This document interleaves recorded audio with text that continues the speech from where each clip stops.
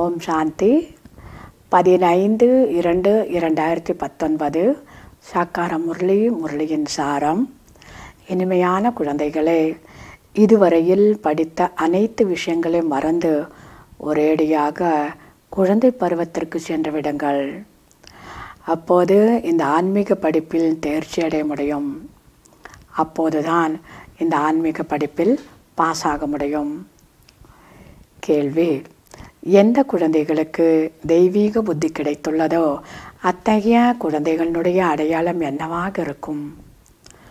பதில்: அந்த குழந்தைகள் இந்த பழைய உலகத்தை இந்த கண்களால் பார்த்து கொண்டிருந்தாலும் பார்க்க மாட்டார்கள். இந்த பழைய உலகம் அழிந்து விட்டது என்பது அத்தகைய குழந்தைகளுடைய புத்தியில் எப்போதும் இருக்கும். பழைய உலகம் அழிந்ததாகத்தான் அவர்களுடைய புத்தியில் எப்பொழுதுமே இருக்கும். இந்த சரீரமும் பழையது, தமோ பிரதானமாக உள்ளது. ஆத்மாவும் தமோ பிரதானமாக உள்ளது. இதில் என்னத்தான் அன்பு வைப்பது? இப்படிப்பட்ட தெய்வீக புத்தி உள்ள குழந்தைகளின் மீதுதான் தந்தையின் மனதிற்கும் ஈடுபாடு ஏற்படுகிறது.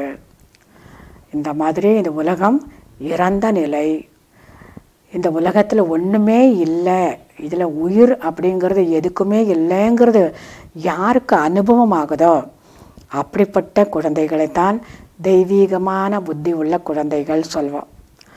அந்த மாதிரி குழந்தைகள் மீதுதான் தந்தையின் மனதிற்கும் ஈடுபாடு ஏற்படுகிறது. இப்படிப்பட்ட குழந்தைகள் தான் தந்தையின் நினைவில் நிரந்தரமாக இருக்க முடியும். சேவையிலும் கூட முன்னால் செல்ல முடியும். ஓம் சாந்தி. இனிமையிலும் இனிமையான ஆன்மீக குழந்தைகளுக்கு ஆன்மீக தந்தை புரிய வைத்து கொண்டிருக்கிறார். எல்லைக்குட்பட்ட சந்நியாசிகள் வீடு வாசலை விட்டு பிரம்மத்தில் ஐக்கியமாகி விடுவோம் என்ற எண்ணி ஏகாந்தத்தில் இருக்கின்றனர். அவர்கள் அனைவரும் ஹட்டயோகிகள், தத்துவ ஞானிகள் ஆகையால் பற்றுதலை நீக்குவதற்காக வீடு வாசலை விட்டுவிடுகின்றனர். வைராகியம் வந்துவிடுகிறது. ஆனால் சட்டென்று, அதாவது உடனே பற்றுதல் நீங்குவதில்லை. மனைவி மற்றும் குழந்தைகளுடைய நினைவு என்பது அடிக்கடி வந்தபடியே இருக்கின்றது. இங்கே நீங்கள் ஞானத்தினுடைய ஆதாரத்தினால் அனைத்தையும் மறக்க வேண்டியதாக உள்ளது. குடும்பத்தில் இருக்கணும், தொழில் இருக்கணும். ஞானத்தினுடைய ஆதாரத்தினால புத்தியின் மூலமாக அனைத்தையும் மறக்க வேண்டியதாக இருக்கிறது. ஆனால் எந்த ஒரு பொருளும் விரைவாக மறப்பதில்லை. நீங்கள் எல்லைக்கு பாற்பட்ட சந்நியாசிகள். இந்த பழைய உலகத்தில் இருந்து கொண்ட அனைத்தையும் புத்தியின் மூலமாக மறக்கக்கூடிய எல்லைக்கு பாற்பட்ட சந்நியாசிகள். குழந்தைகளாகி உங்களுக்கு உறுதியான நம்பிக்கை உள்ளது. மாதர்கள் அனைவரும் நன்றாக முயற்சி செய்கின்றனர். ஏனென்றால் களைப்பற்றவராகி புரிய வைக்கின்றனர். தனது உடல், மனம், பொருள் அனைத்தையும் பாபாவினுடைய சேவைக்கு ஈடுபடுத்தப்படுகின்றனர். பாபா சொல்கிறார், தேவி தேவதைகளை வைஷ்ணவர்கள் என்று கூறுவோம். அவர்கள் விஷ்ணுவின் வம்சாவளியினர் ஆவார்கள். அவர்கள் தூய்மையாகத்தான் இருப்பார்கள். சத்தியுகம் தூய்மையான யுகம் என்று கூறப்படுகிறது. இது தூய்மையற்ற உலகம். சத்தியுகத்தில் இருக்கக்கூடிய வசதிகள் போல் இங்கு இருப்பதில்லை. தமோ பிரதானமாக இருக்கக்கூடிய காரணத்தினால் சக்தி குறைந்து விடுகிறது. நீங்கள் தூய்மையாக மட்டும் ஆக வேண்டும். அதுவும் கூட இந்த ஒரே ஒரு பிறவியில் மட்டும்தான். இந்த ஒரு பிறவியில் அவசியம் தூய்மையான ஒரு வாழ்க்கை வாழ வேண்டும். எதிர்காலத்தை பற்றி எந்த ஒரு சிந்தனையும் வேண்டாம். பாபா கூறுகிறார், குழந்தைகளே, படித்த அனைத்தையும் மறந்து விடுங்கள். இந்த ஆன்மீக படிப்பில் அப்போது நன்றாக ஈடுபட முடியும். ஒரேடியாக குழந்தை பருவத்திற்கு சென்று விடுங்கள். தன்னை ஆத்மா என்று புரிந்து கொள்ளுங்கள்.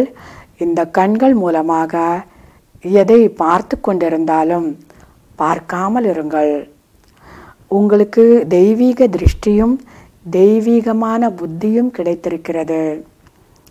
தெய்வீகமான பார்வை, தெய்வீகமான புத்தி இப்பொழுது கிடைத்திருக்கிறது. எனவே இது முழுமையான பழைய உலகம் என்பதை குழந்தைகள் நன்றாக புரிந்துள்ளீர்கள். நீங்கள் உங்களுடைய யோக பலத்தின் மூலமாக சத்துவ பிரதானமாக ஆக வேண்டும்.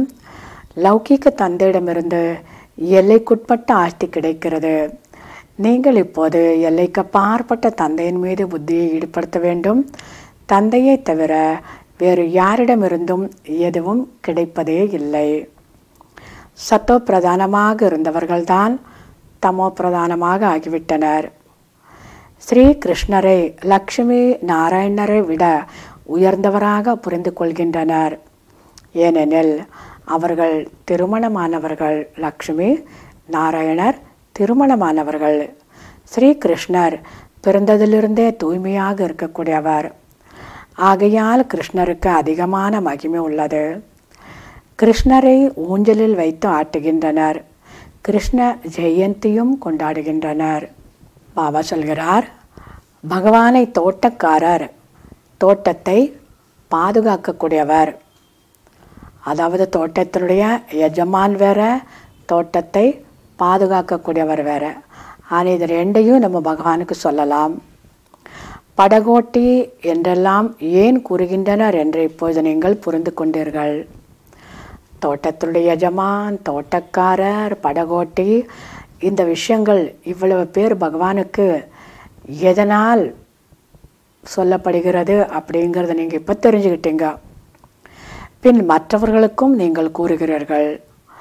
உங்களுடைய வாழ்க்கை எனக்கூடிய படகை கரை சேர்க்கக்கூடிய படகோட்டி சிவபாபா. அந்த பாபா கூறுகிறார், ஓ குழந்தைகளே, நீங்கள் அனைவரும் தன்னை ஆத்மா என்று புரிந்து கொள்ளுங்கள். முழு உலகத்திலும் ஆன்மீக அதிசயம் சொர்க்கமாகும். Wonder of world. பாபா என்ன சொல்கிறாக்கா, மிகவும் ஒரு அற்புதமான அதிசயமானது எது அப்படிங்கிறப்ப அது சொர்க்கம். பெயரை கேட்டாலே மகிழ்ச்சி ஏற்படுகிறது. சொர்க்கத்தில் நீங்கள் தான் இருந்தீர்கள். பல முறை குழந்தைகளாகிய நீங்கள் சொர்க்கத்திற்கு சென்றிருக்கிறீர்கள். இந்த சக்கரத்தை நீங்கள் சுற்றி கொண்டே இருக்கிறீர்கள். நல்லது. தாரணைக்கான முக்கிய சாரம். முதலாவதாக, ஆன்மீக படிப்பில் எப்போதுமே பிஸியாக இருக்க வேண்டும். ஒருபோதும் உலகிய புத்தகங்கள், அதாவது நாவல் போன்றவற்றை படிக்கும் கெட்ட பழக்கத்தை ஏற்படுத்தி கொள்ளக்கூடாது. இதுவரை படித்தவற்றை மறந்து தந்தையை நினைவு செய்ய வேண்டும். இரண்டாவதாக, இந்த பழைய உலகில் தன்னை ஒரு விருந்தாளி என்று புரிந்து கொள்ள வேண்டும். இதன் மீது அன்பு வைக்க வேண்டாம். எதை பார்த்தாலும் பார்க்காமல் இருக்க வேண்டும். வரதானம். அதிகாரியாகி பிரச்சனைகளை விளையாட்டாக கடந்து செல்லக்கூடிய ஹீரோ பாட்டுதாரி ஆகுங்கள். விளக்கம். சூழ்நிலைகள் எப்படிப்பட்டதாக இருந்தாலும் இருக்கலாம், பிரச்சனைகள் இருக்கலாம்.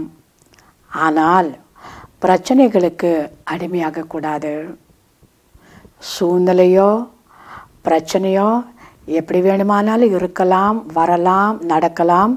ஆனால் பாபா என்ன சொல்கிறாக்கா, அந்த பிரச்சனைகளுக்கு நீங்கள் அடிமையாகக்கூடாது. அதிகாரியாகி பிரச்சனைகளை விளையாட்டு போன்று கடந்து சென்று விடுங்கள்.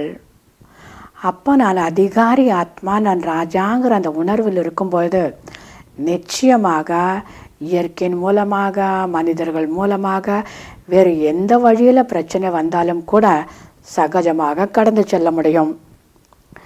ஒருவேளை பாபா என்ன சொல்லார் பாருங்களேன், ஒருவேளை வெளியில் கண்ணீர் விடுவதற்கான பாகமும் இருக்கலாம். அந்த மாதிரியான ஒரு சூழ்நிலையும் வரலாம். ஆனால் உள்ளுக்குள் இது விளையாட்டு என்று நினைக்க வேண்டும். அந்த மாதிரி ஒரு கஷ்டமான கண்ணிலிருந்து தண்ணீர் வரும், அதை வரக்கூடிய சிச்சுவேஷன் தான். ஆனால் உள்ளுக்குள்ளே நீங்கள் புரிஞ்சுக்கிட்டு ஸ்ட்ராங்காக இருக்கணும். இது ஒரு விளையாட்டு. இதுதான் நாடகம். மற்றும் நாடகத்தில் நாம் ஹீரோ நடிகர்கள். ஹீரோ நடிகன் என்றால் மிகச் சரியாக நடிப்பை நடிக்கக்கூடியவர்கள். அப்போ நாடகத்துடைய ரகசியத்தை நன்றாக புரிந்து கொண்டு இது எல்லாமே ஒரு விளையாட்டுன்னு புரிஞ்சுக்கிட்டு கண்ணின் மூலமாக அந்த கண்ணீர் வர வேண்டிய சூழ்நிலை வந்தாலும் சரி, உள்ளுக்குள்ள இது ஒரு விளையாட்டுங்கிற அந்த உணர்வில் யார் இருப்பாங்களோ அவங்க தான் உண்மையான கதாநாயகன், கதாநாயகி.